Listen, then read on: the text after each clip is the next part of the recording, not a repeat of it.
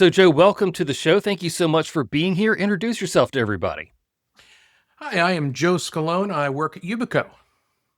Very cool. So, what is Yubico and what do you do there? So Yubico is a cybersecurity company. We are the inventors of the YubiKey. I'm looking for a prop.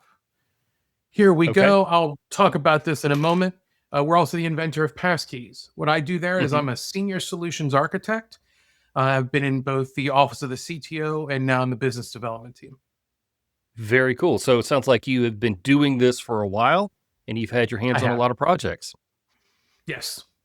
So, somebody who's never heard of Yubico before, Hmm. what problem are you guys trying to solve and how are you doing that?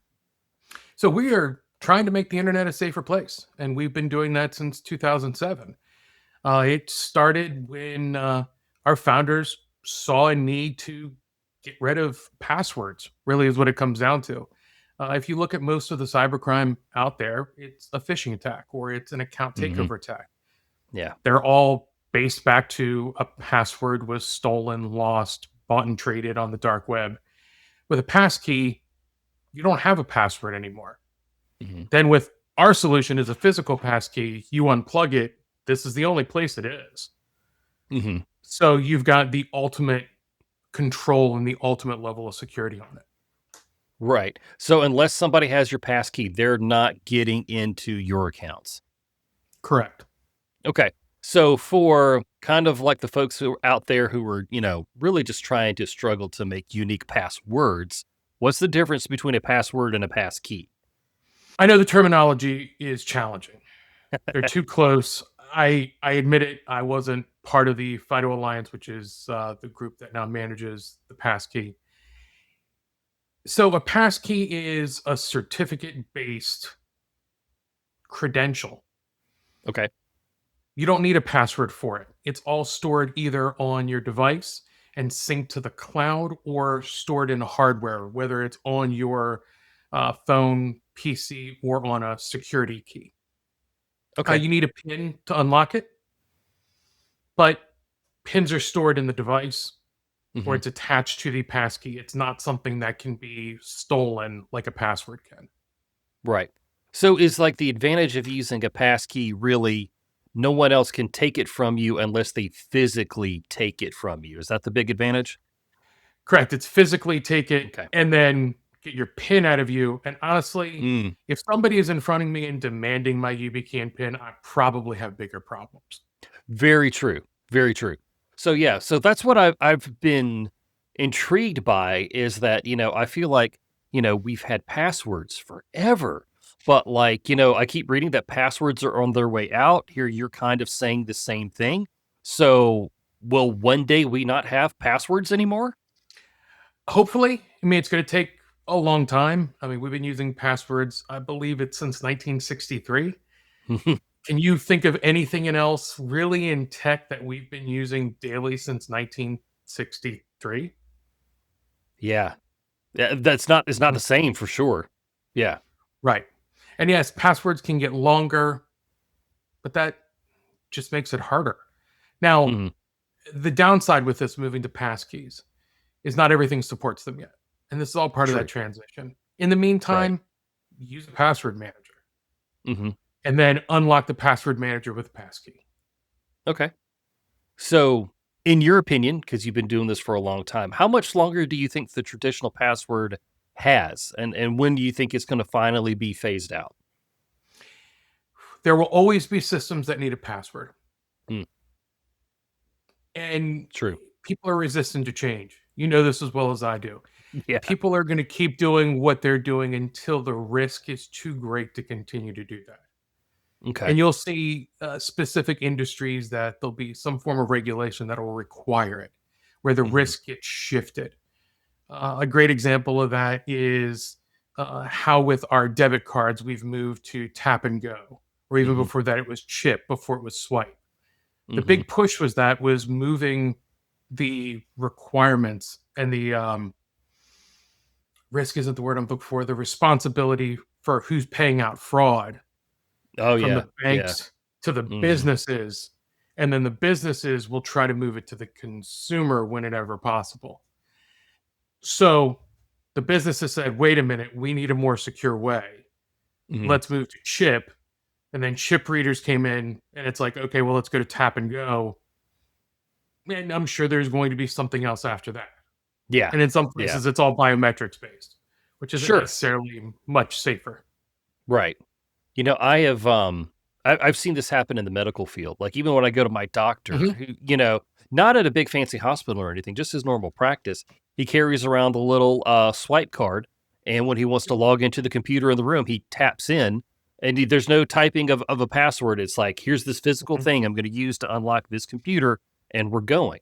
And I guess that's just going to find its way to more and more workplaces, and then probably then filter down to consumers like me.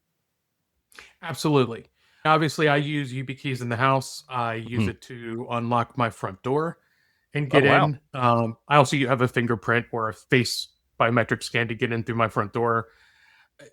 A lot of what we've thought of as analog technologies don't necessarily need to be in play. I mean, do Mhm. you still carry car keys? Traditional Mhm. car keys that you take out and stick Right. into an ignition. Yeah. Yeah. Uh-huh. Right. I don't have to carry a car key. It can work off my cell phone, Mhm. which this comes into that huge argument of balancing convenience with security. Yep. Yep. Very convenient. Is it the safest? Mhm. Right. I don't know, Right. especially when it comes to stuff on your cell phone. Oh, yeah. Yeah, and I will tell you, it's funny you bring up the whole thing about the car because, for a while there, I still had a car that had a key, but my wife's car was nice and new. Of course, she gets the nice new car. And, Always. yeah, and so, like, she has the little fob, and I'm like, I kept losing my keys because I'm used to sticking them in the ignition and they hang there, and then it was like, okay, well, which one has the actual key? Which one doesn't have the key? Which one is more susceptible to being stolen and all those sorts of things. And so it was kind of this is kind of a shift that we've already seen. We've seen this in the automotive industry, and now it's just going to Mhm. continue to grow into other parts of our lives. Right. And it's building more secure underlying technologies. I mean, there are a couple different car brands out there that allow you to do a fingerprint when you get in, and that's how Mm, it does the personalization throughout your car. very You cool. know, I imagine when it comes time for our kids to be driving, as scary as the Mhm. thought is, especially when they get to be our age, it's going to be a little Mhm. different. They may not Oh even yeah. be driving, Mhm. it may be Oh yeah. all autonomous vehicles. Right. I don't think it'll be flying cars a la Jetsons or a Uh-huh. la, Back to the Future, you know, but it's going to be that natural progression because computing power has gotten fast enough to Right. actually be able to process the information safer. I want to ask you about the future, but right now I Yeah, want to ask you about currently. So you've been in like cybersecurity for 20 years. You've been in tech for even longer. How has that landscape changed since you first started? absolutely. So let's go back to when I first started. It was 1982. I was 3 years old. My dad sold computers on the side. It was a Texas Instruments. It was a TI 99 4A. Oh, So old wow. school Yeah. cartridge based Uh-huh. computer. My hands were smaller, and he taught me how to Mhm. solder. So when we were replacing keyboards, I could solder them quicker and faster. And I got $1 or a quarter or something like that to do it. It also started my love of tech because I Mhm. could see what we could do with it. Mhm. But back then, cybersecurity really wasn't the same thing. It was physical security. The threat Mhm. landscape was you had to have a soldering iron. Yeah. Now, there still are scenarios, they're called side channel attacks, where you would still want a soldering iron and physical Mhm. access. Mhm. But the internet changed that. We went through the bulletin board phase where it was, dial up modems, and yeah, there were some early viruses, but really getting into the internet where we're always connected. Every device you have, down to automobiles again, everything is connected to the net. Mhm. Okay, that also means that multiple people can attack multiple people at once. Mhm. And then the amount of money that is moved into the internet. Mm. That's where crime is. Right. Cybercrime is the third largest GDP in the world. Mhm. Yeah. I mean, that Mhm. gives you an idea. So, how has that changed? Obviously, physical to the internet, and really AI is that next big phase that we talk about. Yeah. Oh, yeah.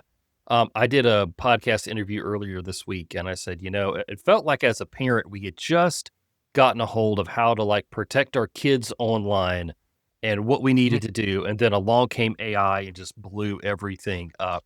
So, from like the cybersecurity aspect, AI I think, has become a great tool to help defenders, but it's also a great tool to help attackers as well. Absolutely. Any new technology, the attackers usually are the ones that implement it first. Hmm. And then as defenders, we try to catch up. Right. AI is no different. It started Hmm. with phishing attacks. You can go on the dark web and for a couple of bucks, I can get a program that will start sending off phishing emails automatically. Hmm.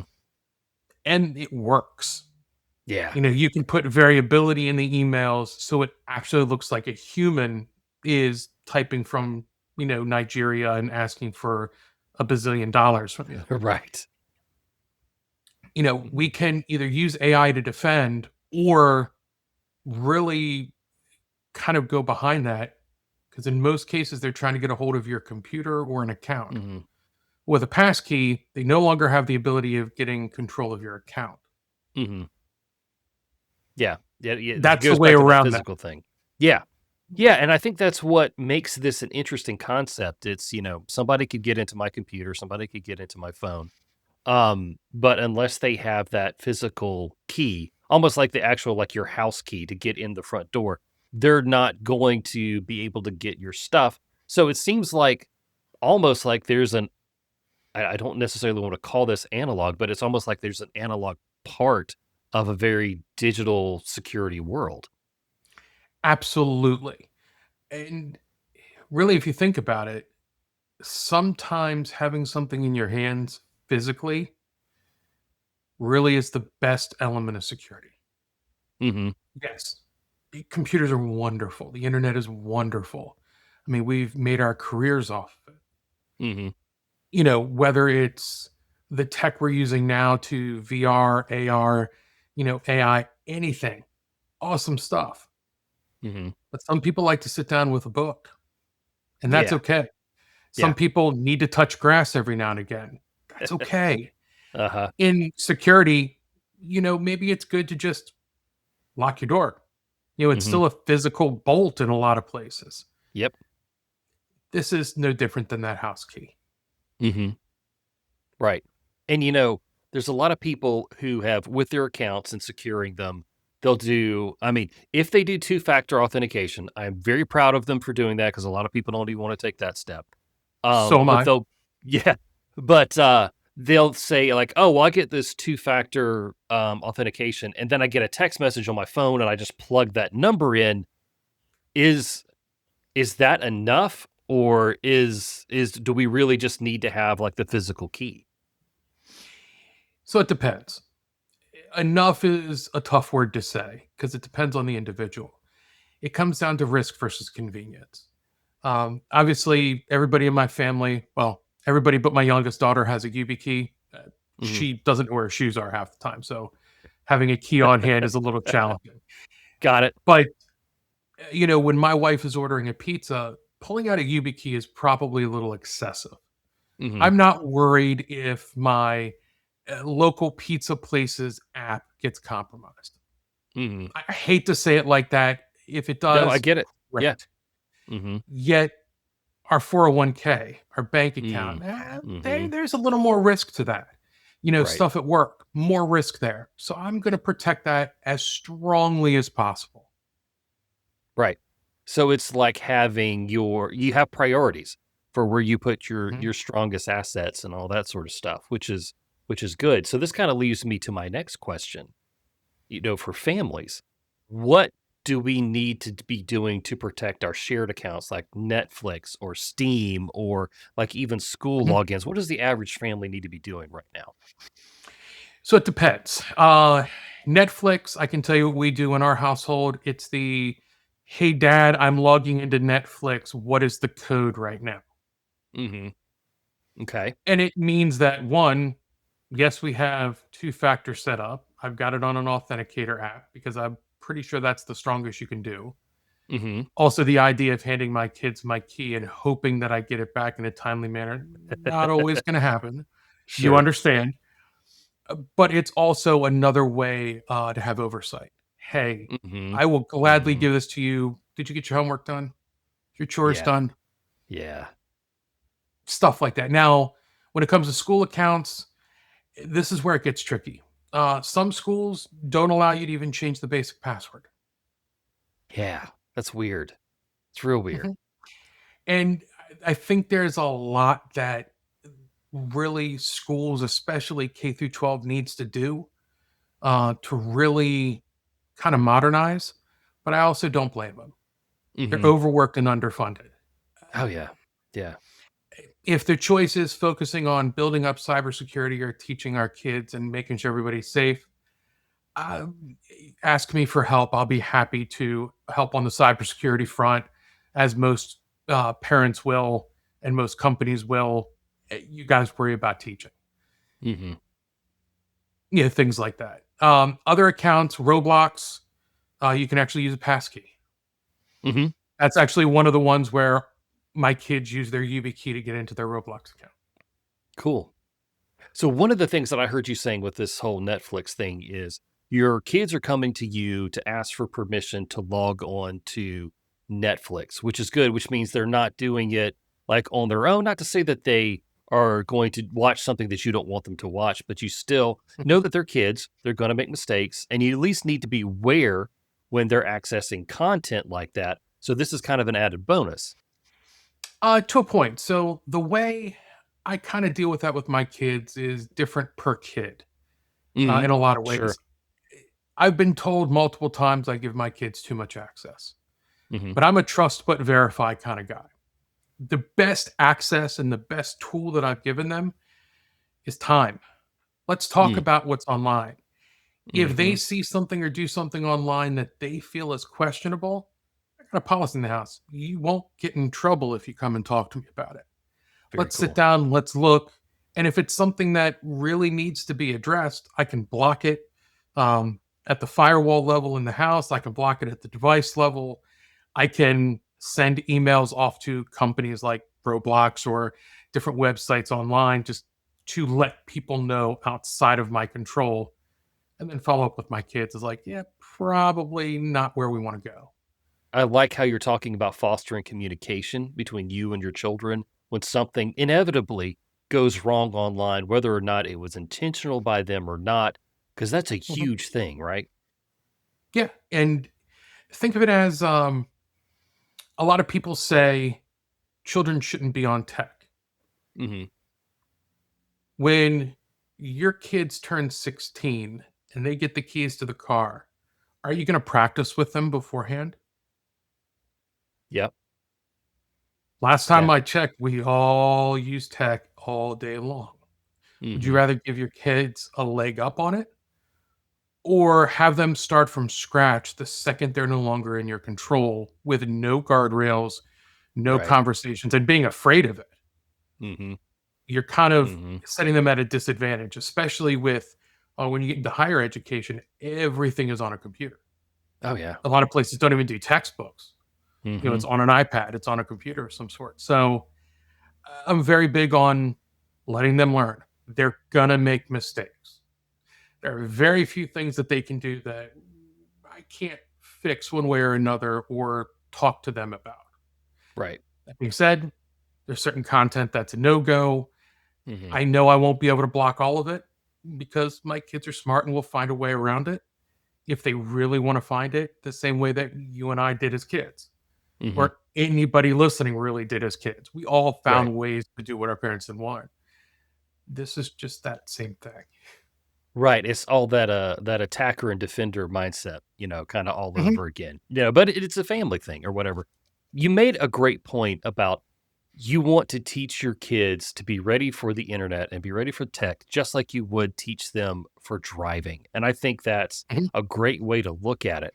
What are some of the guardrails that you have up with your kids? And I know that you said it's different for every kid because they all have different personalities and that sort of stuff.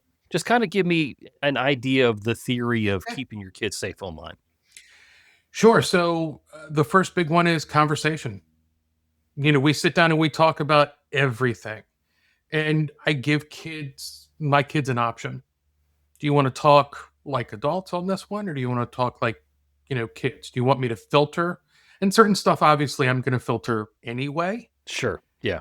But I want them to understand the good, the bad, and some of the ugly. I'm Mm-hmm. not, setting them up on the dark web and saying, just have at it. No. Right. Yeah. But at home, some of the defenses that I have in place, I've got a hardware firewall. So Mm-hmm. I'm doing deep packet inspection through pretty much everything. Granted, I know that's overkill and that's not something that everybody will do, which is fine. But I also have monitoring on all their tablets. I can see what they've been going through. They also know that if I'm coming up and asking them for a device, they got Mm-hmm. to hand it over. Mm-hmm. Mm-hmm. And they may not want to hand it over. They may try to hide their steps, but I can still track it on the back end. So Mm-hmm. some of the tools, we're an Android house. So I've got the Android family safety stuff on Right. there. Mm-hmm. I've got the Microsoft family safety stuff on there. So when I've got one kid that downloaded Edge, and it's like, all right, I can automatically grab any traffic from there. Mm-hmm. Ubiquity networking, that's on my networking stack. But like I said, the biggest tool is communication. And the fact Mm-hmm. that experts, most parents are not experts at this. I'm not Mm-hmm. going to claim I'm an expert at this. But Sure. I do know who is an expert at being a kid online, and that's our kids. Experience does not equal age, and age doesn't equal experience. Think of it. There were Mm-hmm. times when we were all kids where you were the smartest person in the room about a video game, about Mm-hmm. something that was going on in pop culture, especially compared to our parents. Take time and listen to what they have to say. They're going to Mm-hmm. surprise you. There are Right. things that they understand that you've never told them because they've organically discovered this. Learn Mm-hmm. from that. And Mm-hmm. then use your elements of security on top of that to make sure they Yeah. can still discover. Mm-hmm. But, you know, it's it's that risk versus reward again. You know, Mm-hmm. it's convenient to give them full access, but that's a great risk.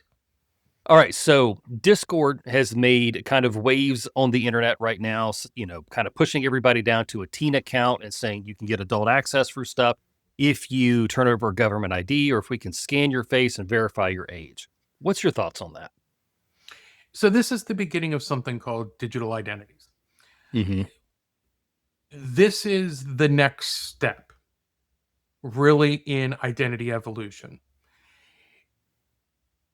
Imagine a world in which you have selective disclosure about your Mhm. information. So instead of, hey, scan this ID, put this up there, you through a digital wallet app on your phone or on a device say, yes, I'm over 18. And that's it. It just says yes. These are the early attempts at that. No, we don't Mhm. have the infrastructure in place. No, we Mhm. don't really have digital driver's licenses out there very far.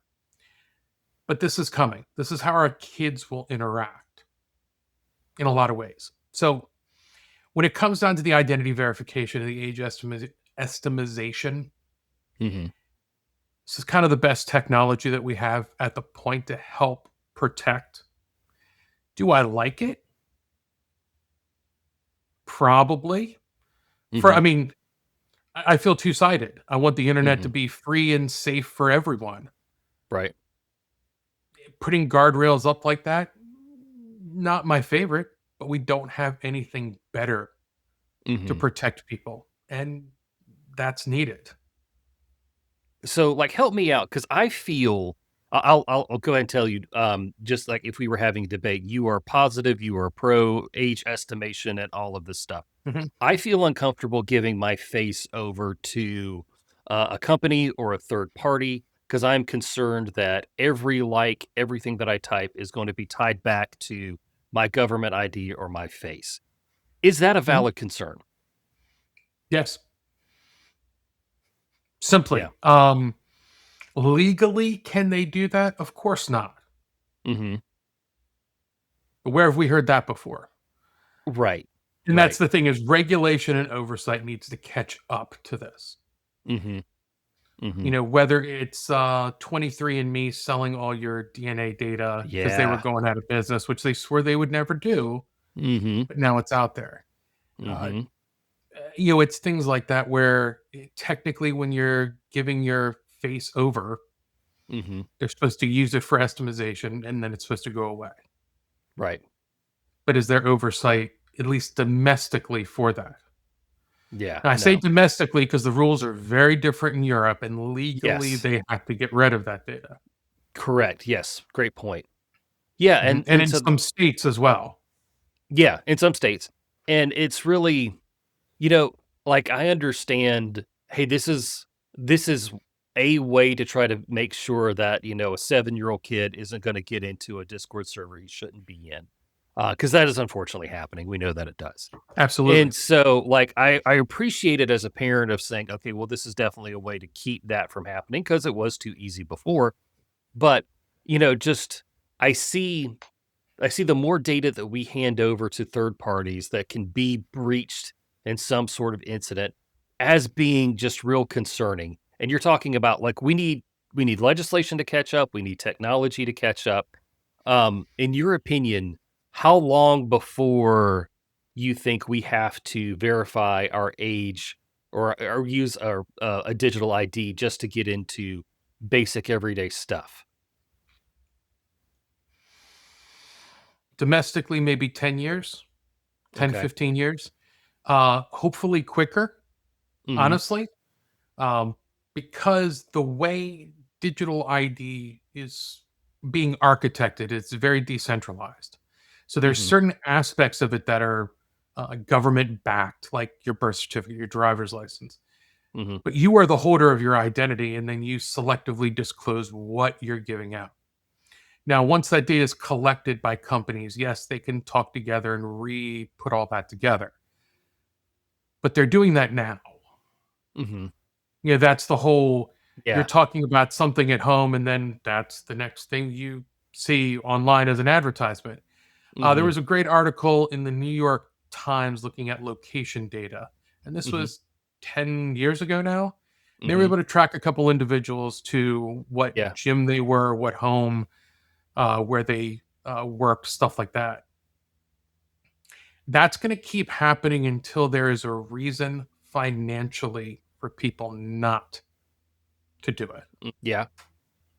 I've had that thought too. I know that lawsuits change policy. They create laws, that sort of stuff. At what point, you know, does it become um does it become a detriment to do things this way? And we'll just kind of have to wait and see how that goes. But yeah, I mean, I'm I'm kind of resistant to the whole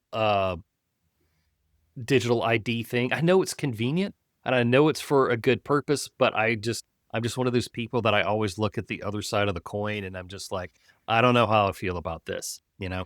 We need the guardrails. That's with all of Yeah. it. We need the Mhm. guardrails and the oversight. Um, you know, whether or not you believe in more regulation, it's do you want the regulations in place and the protections from the government, or do you want corporations to utilize this data and data Right. brokers to be able to trade and sell this data? Yeah. Yeah. Yeah, I mean, yeah, that's the big question here. So, let me ask you, with your kids and how they interact online, how are you teaching them to manage their identity, who they are? What information are you telling them that they need to keep private when Mhm. they're online? They're never allowed to really give anything more than a first name, Mhm, and preferably not even that. Use code names. I don't want pictures out there. I don't want video chats unless it's somebody that you physically have met in person. mhm, No addresses. I don't even want them to talk about what city they're from. mhm. Because usually with a last name in a city, I can find out where somebody lives. It's not Yeah. hard to do. Mm-mm. Yep. And sometimes even less than that. Don't give out phone numbers. Don't give out email addresses. But I've also purposely, their user accounts when I set them up have nothing to do with their names. Mhm. Mhm. Their email addresses. They've got one that is related to their name and one that is not. Yep. So it's trying to show that you need to separate these things out. Yeah, so, like, they'll have an email address that's a login for Steam, but then their email address that they have with the school is completely different, right? Absolutely. And then Mm. here where I'm at in Maryland, actually their email address for school is completely separate. The school manages that and is not allowed to get outside mail. Yes, my son's is the same way. Mhm. Mhm. Which is kind of hard because it's like, "Hey, I've gotta print this thing, and I can't get his iPad to go to the printer." It's like, "Oh, just email it to me." Oh, yeah. I can't. Yeah, and so then it's there's this whole thing. But, yeah, that is a minor inconvenience compared to the protection that that offers, you know? Absolutely. So, as a dad, what do you see being the next big what's the next big things for kids when it comes online? Is it like social media? Is gaming going to change? This is a big question. What do you think's coming next for kids? Hmm. There will always be some element of social media. Whatever the newest app is, I got too old. Mhm. It's whatever my kids tell me. I think everybody moved to Instagram, but I'm sure there'll be Mhm. something next.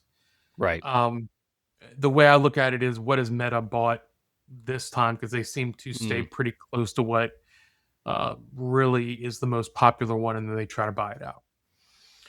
You're seeing gaming, whether it's gaming on the go or VR gaming. There's a lot of promise in VR and AR still, Mhm. with the displays getting better. Uh, there's a lot you can do with that. Mhm. I think the games getting more immersive is a good thing. Mhm. Uh, I see kids doing that, but honestly, where I see the next big thing is honestly a lot of a continuation of what we're doing now, where it's you know cell phone games, small blips, microtransaction, and Mhm. staying into that because it makes a ton of money for people. Yeah. Yeah. It's the attention economy. Is that it? Yeah, absolutely. Mhm. So, And yeah. once that starts to dissolve, something else will come and take its place. Sure. Yeah. There will all be something else. I do want to ask you. My son is now a PC gamer. He's gotten me into PC gaming. As a matter of fact, he built my gaming PC for me. It's amazing. It's awesome. Nice. And RAM costs so much right now. Just kind It of does. as just a left field question here. Where do you see like the gaming industry going, given the fact that RAM just costs so much right now? It'll come down in price. We went through a hard drive shortage a while back, motherboard Hmm. shortage, chip shortages. This is another one where it's cyclical. Okay. I know RAM is getting bought up by data centers. I get Hmm. it. More production is coming because it's profitable to be put into place. Yes, a lot of that RAM is going to still get bought up, Hmm. but some of it will still hit market. At the same time, once you get to 16 gigs of RAM, there's very few people that are going to use more than that on a regular basis. I mean, Windows will use it, Hmm. Mac OS will use it, Linux, not so much, but you're not really Hmm. gaming on a Linux box. So 16 and you're probably good. It's going to be more the VRAM on your video card that's going to be harder to get and make things more expensive. Sure. Okay. Okay. Yeah, no, Mhm. and I appreciate that. And there was a time Yeah. in my life where I would not have understood any of what I asked or what you said. But, because this is what my son is into, I'm growing into it Mhm. with him to try to help him understand it, navigate it, budget money, budget his time, Oh his yeah. attention, that sort of stuff. And while, And I uh, built my son's first gaming PC with him as well. And it cool, was the same thing. Is we started from scratch. These are the components we need. We took apart an old box I had here and went through the whole entire thing. that is cool. Yeah, it was so cool to see my son like lead this. He was like, "Hey, go buy this stuff. And I'm like, okay. So, I went out and I bought it. And he was like, okay, we're going to put this together. We're going to do it in this step. And believe it or not, it fired up the first time correctly. And I was like, oh, this is fantastic.